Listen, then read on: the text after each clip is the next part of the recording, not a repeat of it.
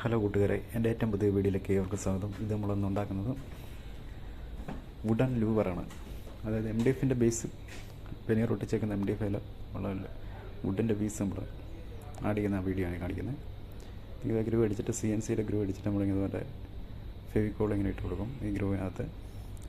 അതിനുശേഷം നമ്മൾ വുഡിൻ്റെ സ്ട്രിപ്പ് ഇതിൽ സെറ്റ് ചെയ്യണം. വിത്തൗട്ട് നെയിലാണ്. ഇടിച്ച് കഴിഞ്ഞാൽ അത് കാണാം, അത് പോളിഷ് ചെയ്ത് നമ്മൾ അതിൻ്റെ ഒരു പാട് കാണുമായിരിക്കും.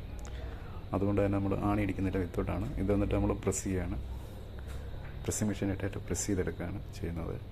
ഇത് ഓക്ക് വെനീറാണ്, ഓക്ക് വുഡുമാണ്. ഇത് 20 mm പ്രൊജക്ഷനാണ്. 20 mm by 20 mm സ്ക്വയർ പ്രൊജക്ഷനാണ് സംഭവം.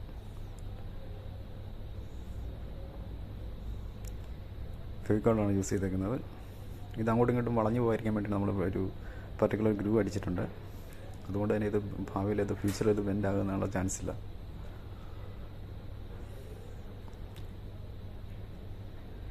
ഇതേപോലെ ചെറിയൊരു 2 മില്ലി അതിലോട്ട് ഈ പാനലിലോട്ട്, നമ്മുടെ ബേസ് പാനലിലോട്ട് 2 മില്ലി ഇറങ്ങി നിൽക്കുന്നതുകൊണ്ട് തന്നെ ഇത് ബെൻഡ് ആകത്തില്ല. ഇത് ഫൈബറിലും അവൈലബിൾ ആണ്, നമ്മുടെ അതുപോലെ തന്നെ WPCയിലും ഒക്കെ അവൈലബിൾ ആണ് സംഭവം. ലാസ്റ്റ് ഞാൻ ഈ വീഡിയോ അവസാനത്തെ ഞാൻ WPCയുടെ ഒരു സാമ്പിൾ പീസ് ഞാൻ കാണിക്കുന്നുണ്ട്. അത് ഈസി ടു ഫിറ്റിംഗ് ഈസിയാണ്, കളർ ഈസിയാണ്. പക്ഷേ ഇത് നമ്മൾ കളറൊക്കെ മാച്ച് ചെയ്തെടുക്കുമ്പോൾ നമുക്ക് ചെറിയ പ്രയാസമാണ്. കാരണം വെച്ചാൽ നാച്ചുറൽ വുഡ് ആയതുകൊണ്ട് തന്നെ ചിലപ്പോൾ കളറിൻ്റെയൊക്കെ ചെറിയ വ്യത്യാസം ഉണ്ടാകാൻ സാധ്യതയുണ്ട്. പക്ഷേ WPCയും PVC ആണെങ്കിൽ കറക്റ്റായിട്ട് ഇത് കണ്ടോ, ഇത് WPC ആണ്. Correct colour, correct shade. ഇത് ഈസി ടു ഫിറ്റിംഗ് ആണ്. എൻ്റെ ജോയിൻ്റൊക്കെ എൻ്റെ സൈഡിൽ കൂടെ ആണ്. ജോയിൻ്റ് ചെറിയാണ്. ഇത് വൈറ്റ് ഷെയ്ഡാണ് എൻ്റെ ബാക്ക് സൈഡ്.